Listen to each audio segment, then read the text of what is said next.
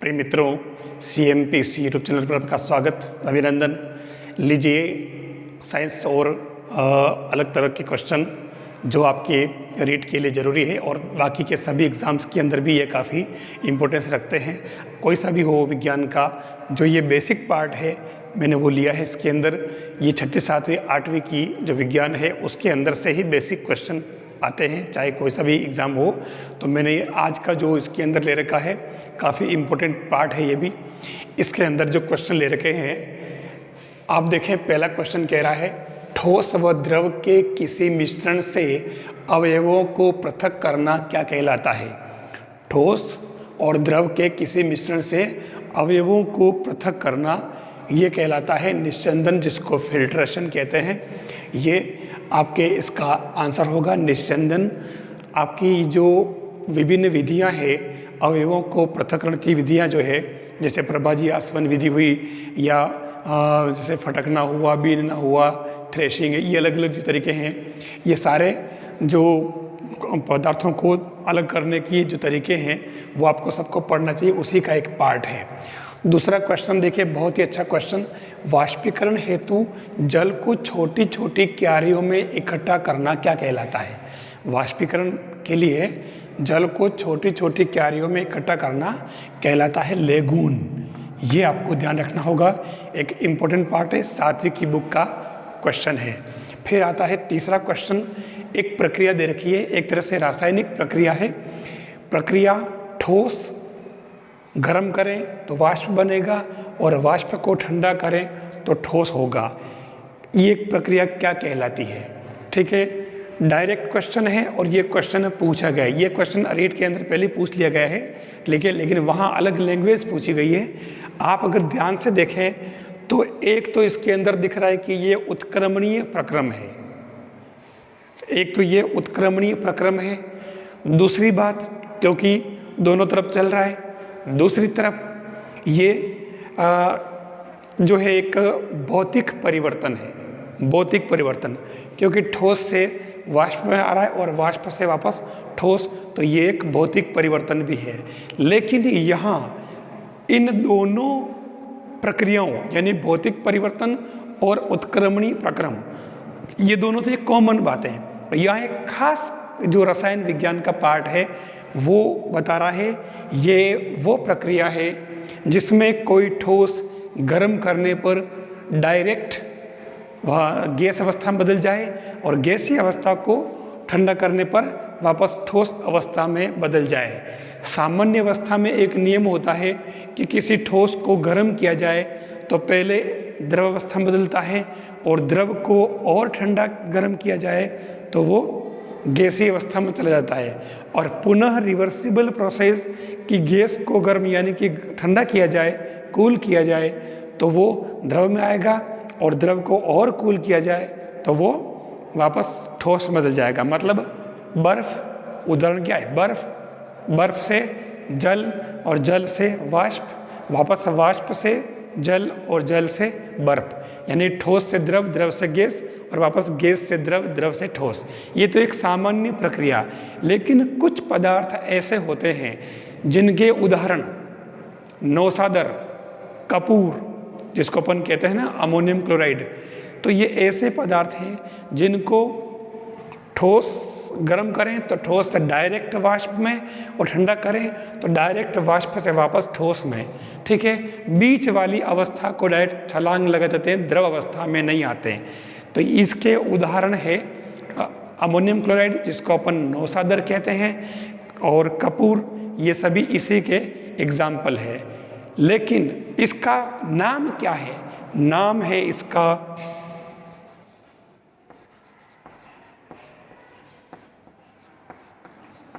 ऊर्ध्वपातन, अंग्रेजी में कहते हैं सब्लिमेशन। ध्यान रखना, ये ऊर्ध्वपातन की प्रक्रिया है जो पहले भी रीट में पूछी जा चुकी है, लेकिन ये खास अलग तरह का प्रोसेस है और इसलिए मैंने इसको ऐसे लिख दिया है। तो आपको इसको समझ लेना चाहिए। फिर ये इसका मतलब आंसर है। ठीक है, इसको अलग से याद रख लें। फिर अगला क्वेश्चन आता है, लोहे पर जिंक परत चढ़ाना, जिंक की जो परत चढ़ाते हैं लोहे पर, वो प्रक्रिया क्या कहलाती है? वो कहलाती है यशद लेपन। यानी जंग रोधन के रूप में जब हम बनाना होता है लोहे को तो उस पर जिंक की परत चढ़ा देते हैं, जिसको अपन कहते हैं यशद लेपन। फिर अगला 5वां क्वेश्चन है अम्ल। देखिए अम्ल, क्षार और लवण ये आपके सिलेबस में है। अम्ल जो है चखने में खट्टे होते हैं और लिटमस के प्रति अपनी प्रक्रिया दर्शाते हैं। आपको पता है लाल लिटमस और नीले लिटमस वाली दोनों ही अम्ल क्षार की प्रक्रिया आपको पता है। लवण के बारे में पता है आपको। यहाँ पूछा है अम्ल जो है वो अंग्रेजी भाषा में इसको एसिड कहा है और ये लैटिन भाषा का शब्द है एसिडस, ACIDUS। ये लैटिन भाषा का शब्द एसिडस है और इसका अर्थ होता है खट्टा। तो अम्ल की जो उत्पत्ति है वो लैटिन भाषा के एसिडस से हुई है, ये आपको ध्यान रखना होगा। फिर अम्लों में कुछ आते हैं जैसे टमाटर। अब टमाटर में मैंने लिखा है कौन सा अम्ल होता है, जैसे आपको मालूम है इमली के अंदर टार्टरिक होता है, नींबू में साइट्रिक होता है, दही में लैक्टिक अम्ल होता है। वैसे ही मैंने कुछ और लिखे। टमाटर में मैंने लिखा एस्कॉर्बिक एसिड, अंगूर में टार्टरिक और एप्पल के अंदर मैलिक एसिड होता है। अब यहाँ आप सोच रहे होंगे कि टमाटर में एस्कॉर्बिक अम्ल कैसे हुआ? तो क्योंकि एस्कॉर्बिक अम्ल भी टमाटर में होता है, लेकिन मूल रूप से जो होता है वो आपके ऑक्जेलिक अम्ल होता है। इसके अंदर मूल रूप से ज़्यादा मात्रा में ऑक्जेलिक अम्ल टमाटर में पाया जाता है। तो इसके अंदर ये भी एस्कॉर्बिक भी होता है और ऑक्जेलिक होता है, और बाकी ये अंगूर वगैरह एप्पल के अंदर मैलिक होता है। ये भी हमें ध्यान रखना होगा। फिर अगला क्वेश्चन आता है स्टेनलेस स्टील। स्टेनलेस स्टील के अंदर क्या क्या कौन कौन सी धातुएं होती है ये हमें, क्योंकि आजकल का टाइम है स्टेनलेस का ही, स्टील का ही जो बहुत ज़्यादा दैनिक जीवन में काम आते हैं, इसलिए स्टेनलेस स्टील हमारे लिए बहुत ज़्यादा इम्पोर्टेंस रखता है। लोहे के साथ में क्रोमियम और निकल की निश्चित मात्रा जब इसके अंदर मिल जाती है, ध्यान रखना क्रोमियम और निकल की, तो वो बन जाता है स्टेनलेस स्टील। जंग रोधी भी बन जाता है और मजबूती भी आ जाती है उसके अंदर।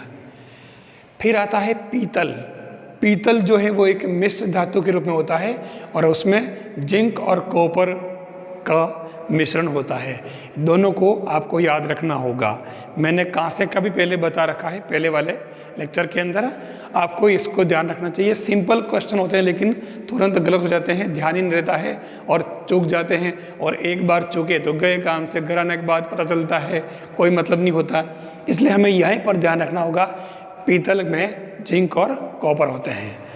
फिर आता है क्वेश्चन 8, सामान्य ताप पर कौन सी अधातु जो होती है वो द्रव अवस्था में होती है? धातुएं आपके हैं सिलेबस में। तो पहली बात तो कार्बन, हाइड्रोजन, सल्फर, ऑक्सीजन ये अधातुओं में मानी जाती है। नाइट्रोजन वगैरह सब अधातुएं हैं, ठीक है। कुछ धातुएं ठोस अवस्था में होती है, कुछ अवस्था में कुछ धातुएं अधातुएं द्रव अवस्था में होती है, और कुछ गैसीय अवस्था में। तो गैसीय में तो आपको पता है हाइड्रोजन है, नाइट्रोजन है, ऑक्सीजन है, ये होती है। लेकिन यहाँ कार्बन, सल्फर, आयोडीन और ब्रोमीन, मैंने यहाँ 4 अधातुएं लिखी है। इसमें से द्रव अवस्था में कौन सी अधातु पाई जाती है? आपको ध्यान रखना होगा, ये वाला जो है द्रव अवस्था में है, ये आपके द्रव में नहीं है, ये आपके द्रव अवस्था में पाई जाती है ब्रोमीन। ये आपको ध्यान रखना होगा। फिर अगला क्वेश्चन है 9वां, ऊष्मीय चालकता की बात करें हम तो सर्वाधिक यानी सर्वोत्तम ऊष्मीय चालक कौन होता है? सिल्वर यानी कि Ag। और सबसे कम होता है वो लेड यानी कि अपने प्लम्बम, ठीक है ना, सीसा। ये सबसे कम चालकता दर्शाता है कौन सी? ऊष्मीय। फिर विद्युतीय चालकता की बात करें तो विद्युतीय चालकता भी सर्वाधिक सिल्वर की ही होती है, ध्यान रखना, ठीक है। अब कितनी बार क्वेश्चन होता है कि जब सर्वाधिक चालकता इसकी होती है तो फिर तांबा और एल्यूमिनियम क्यों काम में लेते हैं? क्योंकि वो सस्ता होता है। अगर सिल्वर के तार बनाए जाएंगे तो 2 दिन बाद देखोगे आपको खंभे पे एक भी तार नहीं मिलेगा, सब ले जाएंगे लोग। तो ये बहुत महंगा होने के कारण इसको यूज़ नहीं कर सकते हैं। बाकी तो ये सर्वाधिक या सर्वोत्तम विद्युत का भी चालक होता है। फिर आता है फास्फोरस। लाल फास्फोरस का जो यूज होता है वो कीटनाशक, दियासलाई और पटाखों में होता है। ये जंतुनाशक या कीटनाशकों के अंदर भी इसका उपयोग होता है, ये आपको ध्यान रखना होगा। सबसे खास बात ये। फिर जैसे कुछ चीज़ें हैं, जैसे सोडियम, ऐसा जो धातु है उसको अपन चाकू से आसानी से काट सकते हैं। अब कितनी बार क्या होता है, जनरली जैसे एक क्वेश्चन आता है कि पानी में आग लगना ये किस कारण से होता है?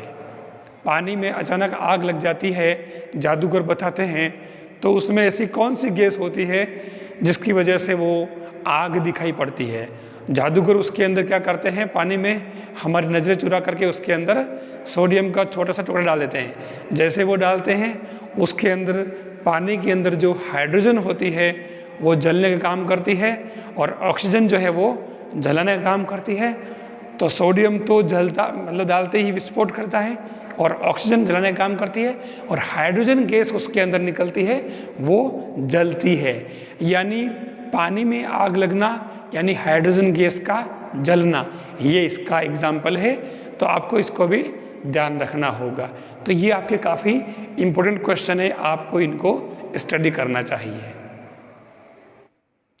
केमिस्ट्री से जुड़े जो खास क्वेश्चन थे मैंने आपको उसके अंदर लिए। अब ये जो 12वां जो क्वेश्चन है, ये यहाँ से मैंने वापस जैव विविधता से जुड़े कुछ जो कंसेप्ट बाकी रह गए थे मैंने उनको फिर से लिया है।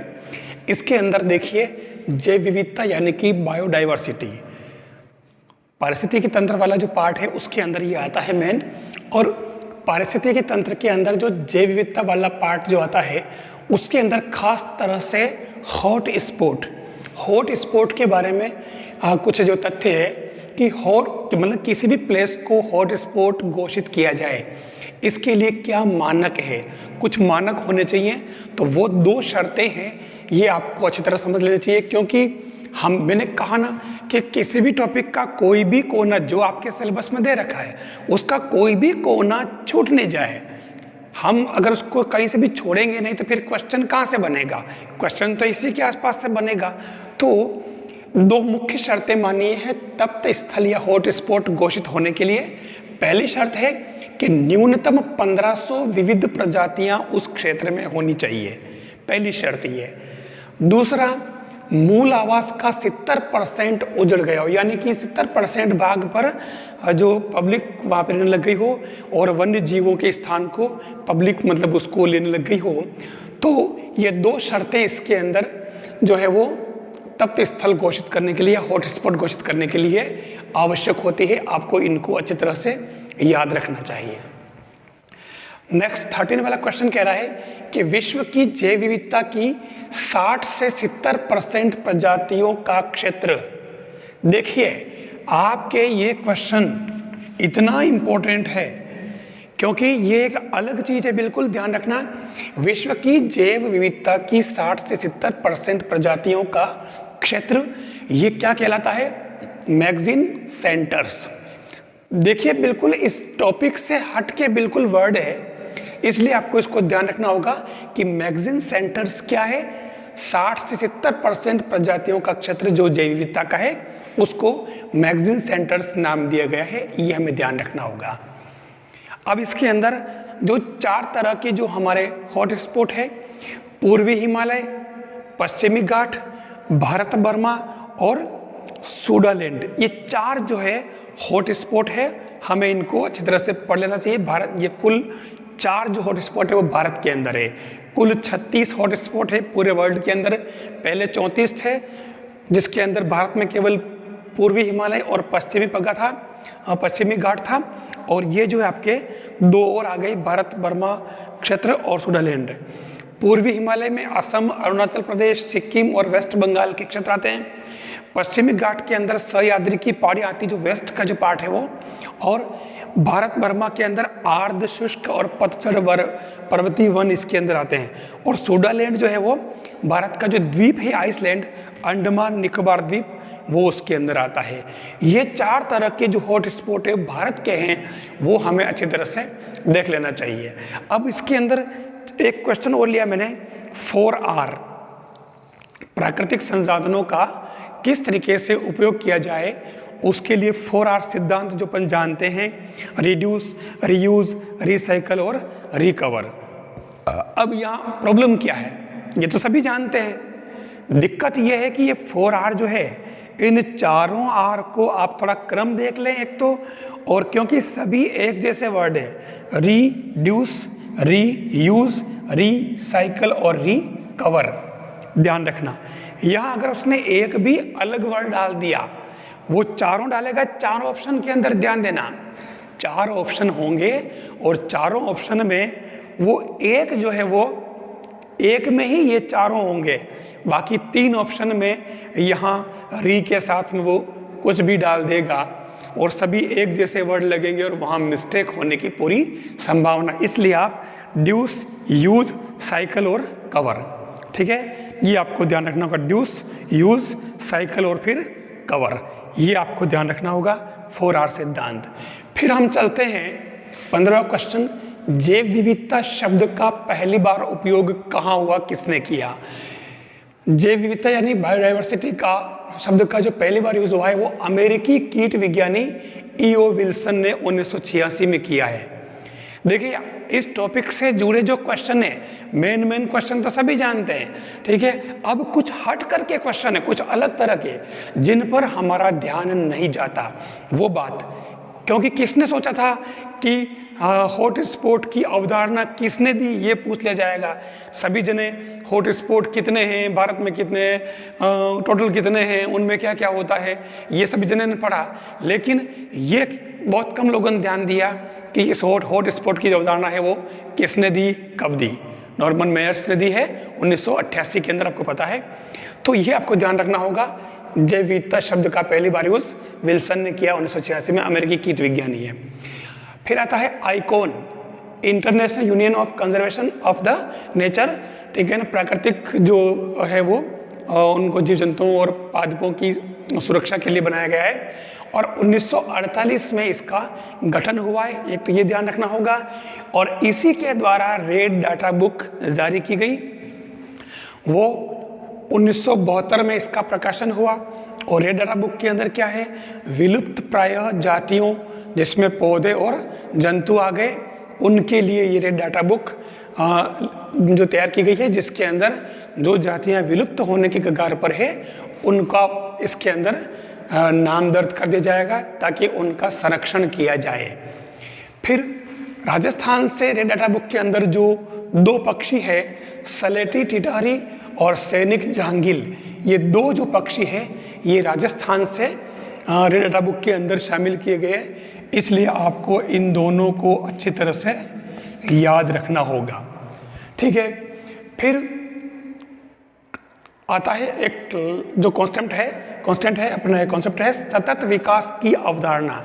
देखिए सतत विकास, पोषणीय विकास, दीर्घकालीन विकास और भी इसके बहुत सारे नाम हैं, और इसकी अवधारणा सबसे पहले किसने दी, नॉर्वे के प्रधानमंत्री हार्लेम ब्रुटलैंड ने दी है 1987 के अंदर। ये कॉन्सेप्ट बहुत इम्पोर्टेंट है, ध्यान रखना है आपको। और बाद में इन्हीं की अध्यक्षता में ब्रुटलैंड कमीशन बनाया गया, जिसने इसके बारे में और डिटेल जानकारी दी, बहुत सारे सम्मेलन करवाए। तो आपको सतत विकास के बारे में अच्छी तरह से ध्यान रखना चाहिए, इसके बारे में अच्छी तरह से पढ़ लेना चाहिए। सतत विकास का अर्थ ऐसा विकास जिसमें वर्तमान जो संसाधन है, प्राकृतिक संसाधन, उनका इस प्रकार से उपयोग किया जाए हमारे द्वारा कि आने वाली जनरेशन भी इसका उपयोग कर सके, वो भी इन चीज़ों को देख सके। कहीं ऐसा नहीं हो कि आने वाली पीढ़ियों को फिर जो वन्य जीव है, जैसे शेर है, चीते हैं, इनको केवल फोटो में दिखाना पड़े कि देखिए शेर चीते जंगल में ऐसे हुआ करते थे। आने वाली जनरेशन को हमें खाली फ़ोटो में दिखाना पड़े, ऐसा नहीं होना चाहिए। वनों में ऐसे ऐसे पादप पौधे होते हैं, ऐसा नहीं खाली फ़ोटो में दिखाना पड़े, वास्तव में ये पौधे या जीव जंतु में मिले ही नहीं, तो ये आने वाली जनरेशन हमें माफ़ नहीं करेगी। तो इसलिए इस अवधारणा का विकास किया गया, जिसमें पूरे वर्ल्ड के अंदर इस पर काम किया जा रहा है। तो इसको इंग्लिश में कहा जाता है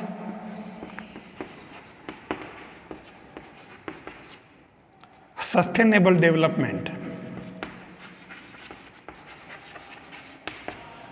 ये आपको ध्यान रखना होगा, सस्टेनेबल डेवलपमेंट की अवधारणा पर पूरा वर्ल्ड काम कर रहा है अभी, ताकि वन्य जीवों और प्राकृतिक संसाधनों को बचाया जा सके। ये आपके मेन प्रश्न जो है आपको अच्छी तरह से समझ लेना चाहिए। थैंक्स।